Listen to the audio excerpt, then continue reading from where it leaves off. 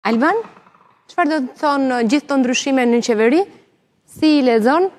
Edhe unë i lexoj si parafolësit, pra kjo ka qenë një lëvizje detyruar e zotit Rama për shkak edhe të gjithë skandali që ka plasur me korupcionin e vazhdueshëm që ka bërë kjo qeveri, pra është mandati 4.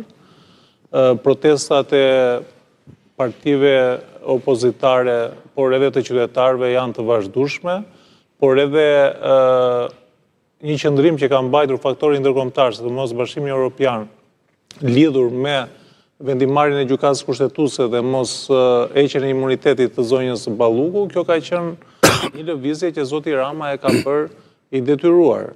Ndërsa përsa i përket nivelit të antarëve të kabinetit, zoti Rama që atë mandatin e parë, mua më është dukur që të gjithë antarët e kabinetit cilët i ka afruar, ose kanë qenë persona të cilët nuk kanë qenë shumë të fuqishëm politikisht, siç ka qenë tradita më parë gjatë qeverisjes së Partisë Socialiste, por edhe në kohën e Partisë Demokratike, ku ministrat kanë pasur një peshë shumë të madhe dhe një lidhje me strukturat e partisë, me elektoratin, dhe natyrisht që vendimarrja e tyre ka qenë shumë e rëndësishme. Ndërsa këta janë ministrat cilat vinë, pra janë anonim, nuk është se kanë ndonjë... Po se, në fakt, do të pyes se këtu nuk kemi pothuajse, nuk kemi Parti Socialiste, por nuk kemi as rilindasit, që ishin, themi, plejada tjetër e përkrahësve të Ramës, duken që janë nuk e di çfarë emërtimi mund t'i vëj kësaj gjenerate të re të ministrave Rama.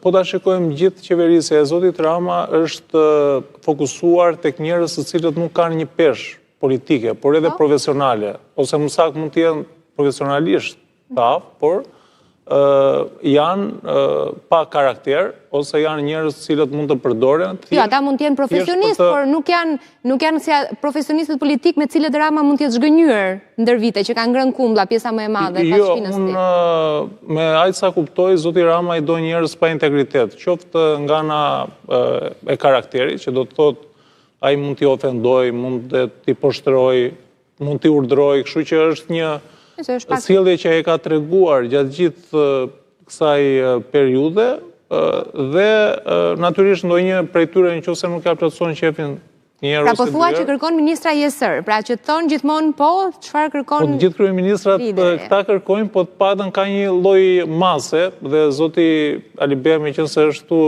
e di mirë se ka qenë ministër, por me aq sa ne shikojmë nga jashtë zoti Rama të paktën këtë lloj ministrash dhe sa vjen domethënë edhe degradojnë. Pra kemi ministra pa personalitet, ndërkohë që deri dje ministrat mund edhe ta kundërshtonin kryeministrin për gjëra të cilat nuk ishin dakord, kishin një mendim ndryshe, dilnin në televizion, por ne sot shikojmë, pra është katandisur në mandatin e 4 që këtu s'na vjen askush nga qeveria që të japi 3 ministrat më të fuqishëm janë shkarkuar për skandal.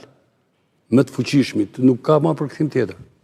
Ata janë të fuqishëm vetëm thjesht për firmat, se ne nuk e dim sa të fuqishëm kanë qenë ata, se ata kanë qenë më të bindur që kanë firmosur lidhur me... Më të bindurit, më falë, kërkoj ndjes, më të bindurit. Dhe zoti Rama ka qenë, kështu që mendoja që gjërat do ndryshonin me kalimin e kohës. Zoti Rama fliste kur ka qenë në opozit për demokratizim, për parti demokratike, për lejnë fraksionesh, për mendim ndryshe, ndërkohë që në 16 vite ka treguar krejt ndryshe. Pra ne jemi katandisur, që do të thotë studiot televizive vinë avokat, pra edhe unë pse jam profesion avokat dhe nuk marr vesh nga politika, por tu po flas si qytetar. Por Partia Socialiste sot ka qenë patjetër e ftuar, kemi pritur deri vonë në mbledhjet që ato kanë pasur edhe për shkak mbase të gjatësisë së mbledhjes, kanë preferuar të mos sjellin në studio. Por nuk ka. Por nuk është se ndodh gjithmonë, së fundmi ka filluar të ketë një mandatin e parë dhe ka pasur nga opozita dhe pozita, domethënë ka qenë një traditë që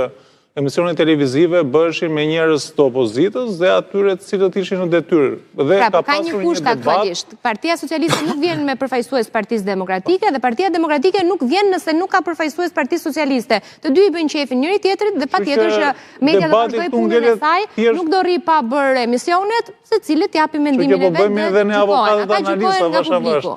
Patjetër. Zoti Ali Beaj, shkarkimet